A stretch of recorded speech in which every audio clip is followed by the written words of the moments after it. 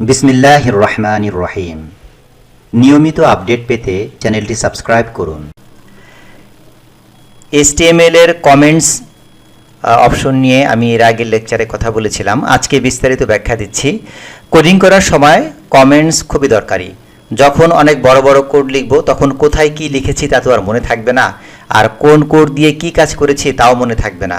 তাই সহজে কোডগুলো পড়ার একমাত্র উপায় হচ্ছে কমেন্ট। কমেন্টগুলো লেখা থাকলে দেখা যাচ্ছে যে একজন ডেভেলপার এসে একটা প্রজেক্টের জন্য কোড লিখেছে, কোড লিখে সে প্রজেক্টটি শেষ করেছে, কিন্তু সে যদি সেখানে কমেন্টসে উল্লেখ না করে যে কোন কোডটুকু সে কী প্রসঙ্গে লিখেছে, একসময় সে নিজেও হয়তো 1-2 বছর পরে নিজেও ভুলে যাবে যে কোন কোডটুকু সে কোন প্রসঙ্গে লিখেছে বা কী জন্য লিখেছে। এজন্য নিজের জন্য হোক বা তার বর্তমানে অন্য কোনো ডেভেলপার এসে যদি তার কোনো প্রজেক্ট সংশোধন করতে যায়, কোনো সফটওয়্যার সংশোধন করতে যায়, তখন যদি কমেন্টস লেখা থাকে তখন খুব সহজেই কোডগুলো আন্ডারস্ট্যান্ডিং করা যায় যে আমার এই কোডটুকু এই প্রসঙ্গে বা এই সফটওয়্যারের এই অপশনের জন্য লেখা হয়েছিল। এজন্য শুধুমাত্র বড় বড় প্রজেক্টে যে আমরা কমেন্টস লিখব তা না, বিশেষ dynamic website, e commerce project, software, ছোট বড় অ্যাপ্লিকেশন সব ক্ষেত্রেই কাজ করার সময় আমরা যেন কমেন্টসটা লিখি এ ব্যাপারে খেয়াল রাখতে হবে। তো ইন্টারন্যাশনাল মানের যতগুলো প্রজেক্ট আছে, দেখা গেলো যে অনলাইন থেকে যেসব আমরা থিম কিনে থাকি বা HTML এর টেমপ্লেট বা ওয়েবসাইট, স্ট্যাটিক ওয়েবসাইট বা সফটওয়্যার কিনে থাকি অনলাইন থেকে, সবগুলোর কোড যদি আমরা পর্যালোচনা করি তাহলে আমরা দেখতে পাবো যে সেই কোডগুলোর মধ্যে সুন্দর করে কমেন্টসে দেওয়া আছে যে সফটওয়্যারে কোন অপশনটুকুর কোড কতটুকু, সেটা সুন্দর করে লেখা আছে। তো আমরা কমেন্টস করার নিয়মটা এর আগে জেনেছি, তারপর আজকে একটু রিভাইজ করে নিচ্ছি।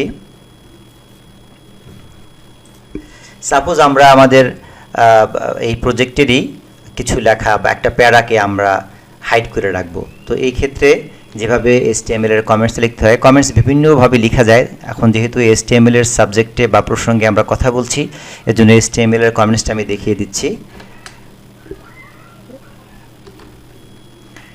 আর যতটুকু শেষ হয়েছে ওখানে আমি রাইট অ্যাঙ্কর দিয়ে আমি এটা শেষ করব। তো এটা হচ্ছে কমেন্টস। এখন দেখা যাবে যে আমরা ওয়েবসাইটে যখন ব্রাউজ করব তো প্রথম এই প্যারাটা দেখা যাবে না, যেটাকে আমি কমেন্টস দিয়ে ঢেকে রেখেছি। যে কোনো অপশনকে হাইড করা বা সেটাকে আবার অ্যাক্টিভ করা, সে কাজটিকেও কমেন্টস দিয়ে করা যায়। আবার দেখা যাচ্ছে যে কোনো কমেন্টসের মধ্যে কোনো প্রসঙ্গে লিখা এই সবটুকু, সাপোজ আমি এখানে লিখে দিচ্ছি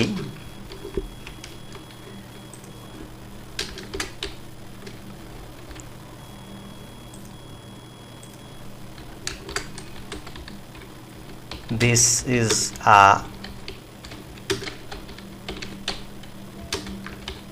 paragraph.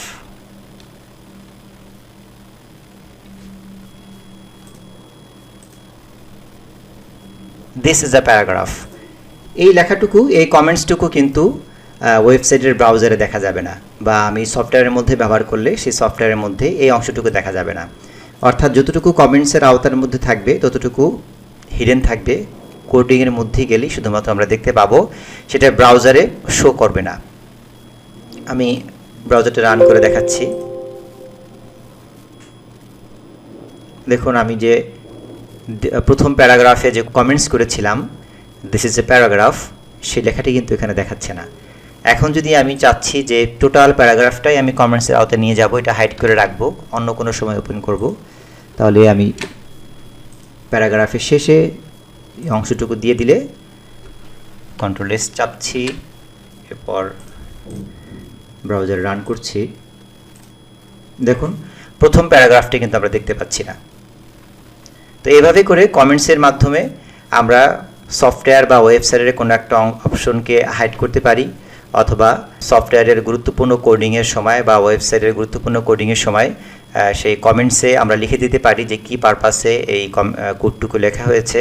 তাহলে আমাদের কোডগুলো আরও বেশি সহজবোধ্য হবে এবং আমাদের অবর্তমানে অন্য ডেভেলপার এসে এই কোডগুলো মডিফাই করতে পারবে, সফটওয়্যারকে আপডেট করতে পারবে, কোনো একটা নতুন মডিউলকে সংযোজন করতে পারবে। তো আমরা অবশ্যই কোড লেখার সময় এই কমেন্টস যেন সংযোজন করি এ ব্যাপারে খেয়াল রাখব। বিজ্ঞাপনের পরে আমরা আবার ফিরে আসছি। পাওয়ার কিং আইপিএস দিচ্ছে ব্যাটারি এবং আইপিএস মেশিনের উপর কমপ্লিট 2 বছরের রিপ্লেসমেন্ট গ্যারান্টি। সেই সঙ্গে আইপিএস এর মেইন মূল ট্রান্সফারের উপর থাকছে 12 বছরের স্পেশাল ওয়ারেন্টি। আর নয় অন্ধকার, আলো আসবেই। সিএসএসকে তিনভাবে একটি প্রজেক্টে ব্যবহার করা যায়: এক্সটার্নাল সিএসএস, ইন্টারনাল সিএসএস এবং ইনলাইন সিএসএস। এখন আমরা দেখব কিভাবে স্টাইল অ্যাট্রিবিউটের মাধ্যমে সিএসএসকে আপনার প্রজেক্টে ব্যবহার করবেন। এর আগে আমরা দেখিয়েছিলাম HTML এর ট্যাগের মধ্যে কিভাবে স্টাইল অ্যাট্রিবিউটে সিএসএস প্রপার্টি যোগ করে লেখাগুলোকে বিভিন্ন রং বা ব্যাকগ্রাউন্ড বা ফন্ট বড় ছোট করব। তো এই যে আমরা HTML ট্যাগের মধ্যে স্টাইল অ্যাট্রিবিউটের আন্ডারে যে সিএসএস প্রপার্টি যোগ করলাম, এটাই হচ্ছে গিয়ে ইনলাইন সিএসএস। এটাই ইনলাইন সিএসএস এর একটা এক্সাম্পল। আমরা এই পর্যায়ে দেখব, যেহেতু আমরা ইনলাইন সিএসএস এর প্র্যাকটিসটা অলরেডি করে এসেছি, তাই আমি নতুন করে আর কোড লিখলাম না। এবার আমরা দেখাবো ইন্টারনাল সিএসএস কিভাবে আপনার প্রজেক্টে ব্যবহার করবেন। তো ইন্টারনাল সিএসএস ব্যবহার করার জন্য এটা ট্যাগ লিখতে হলে আমি পরামর্শ দিব হেড ট্যাগের মধ্যে ইন্টারনাল সিএসএসটা ব্যবহার করার জন্য। যদিও বডিতে বা অন্য কোনো জায়গাতে ইন্টারনাল সিএসএস ব্যবহার করা যায়, কিন্তু আমি পরামর্শ দিব হেড ট্যাগের মধ্যে ইন্টারনাল সিএসএস ব্যবহার করার জন্য। তো দেখি আমরা কিভাবে ইন্টারনাল সিএসএস ইউজ করতে হয়। ইন্টারনাল সিএসএস ডিক্লেয়ার করার জন্য প্রথমেই আমরা হেড ট্যাগের মধ্যে স্টাইল ট্যাগ নিচ্ছি।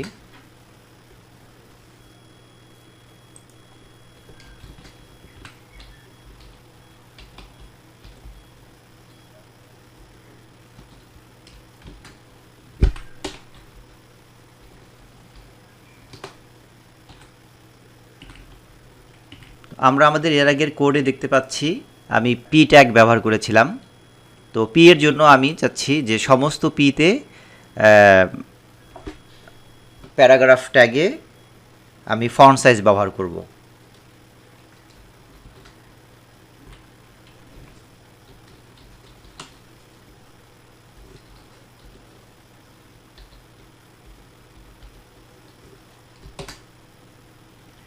ফন্ট সাইজ দিলাম হচ্ছে 14 পিক্সেল। ওকে, এরপর কালার দিচ্ছি।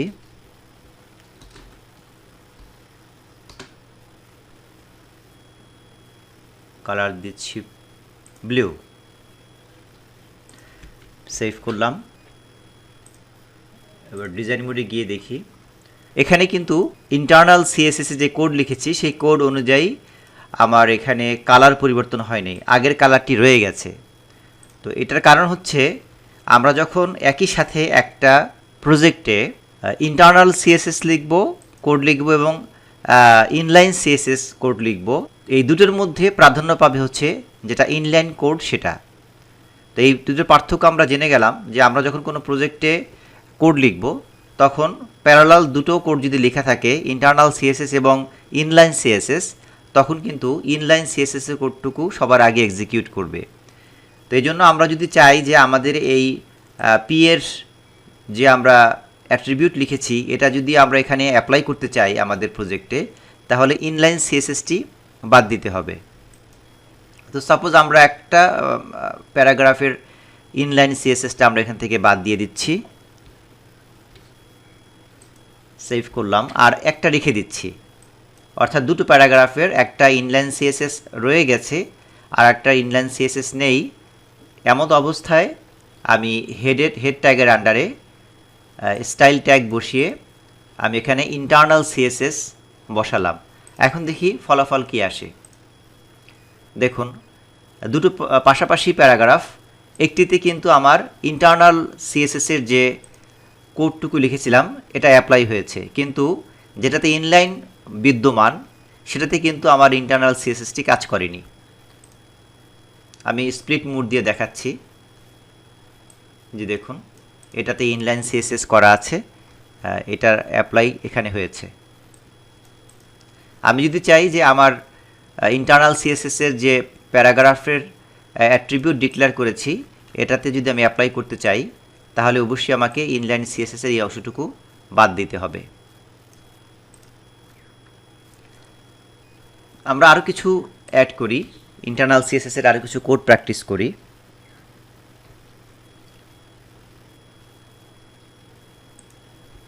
প্রতিটা অ্যাট্রিবিউট যোগ করার পাশাপাশি যোগ করার সময় মনে রাখতে হবে সেমিক্লোন বসাতে হবে। আমি সেমিক্লোন বসিয়ে স্পেস দিচ্ছি, সাথে সাথে ড্রিম ওয়েভারে অটোমেটিকলি এই সাজেশনগুলো চলে আসে। আমি লাইন হাইট দিচ্ছি 30 পিক্সেল।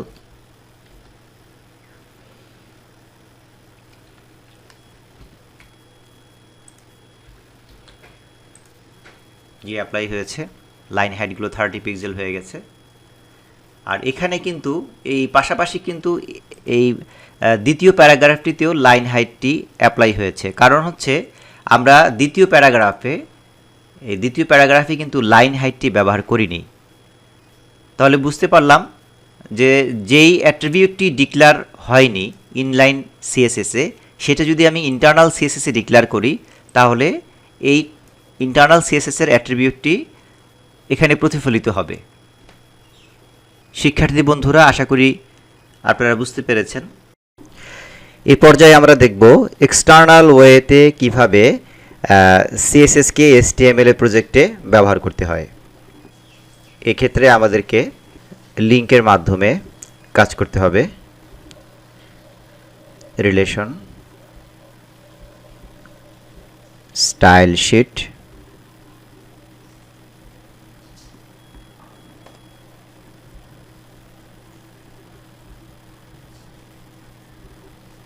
type,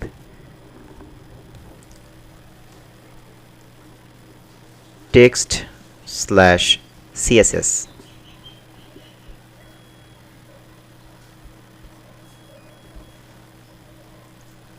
এরপরে href দিয়ে আমরা CSS এর যে ফাইলটি আছে সেটা এখানে ফাইলের নাম লিখে দিব। আমরা চাইলে ব্রাউজ করে সেই ফাইলটা এখানে দেখে দিতে পারি। তো এখানে আমরা একটা নিউ টেক্সট ফাইল নিয়ে সেটাকে রিনেম করে আমরা এটার নাম করতে পারি style.css।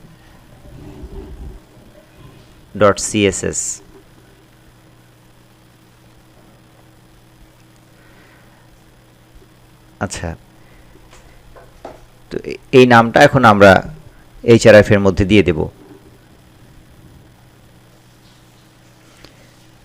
তো style.css এর মধ্যে আমরা যে সব CSS অ্যাট্রিবিউট লিখব সেটা আমাদের HTML এর প্রজেক্টে কাজ করবে। অর্থাৎ এর আগে আমরা ইনলাইন কোড করেছিলাম, এখন বাইরে থেকে একটি ফাইলে কোড করব, সেই কোডগুলোর ইফেক্টটা পড়বে হচ্ছে আমাদের HTML এর প্রজেক্টে বা এই HTML এর ফাইলে। তো আমরা একটা পরীক্ষামূলক এখানে একটা লাইন লিখে দিচ্ছি, বডি।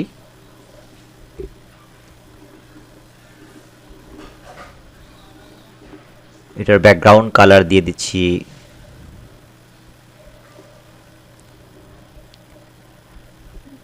কাস্টমাইজ করে, কালারগুলো এখান থেকে পছন্দ করা যায়।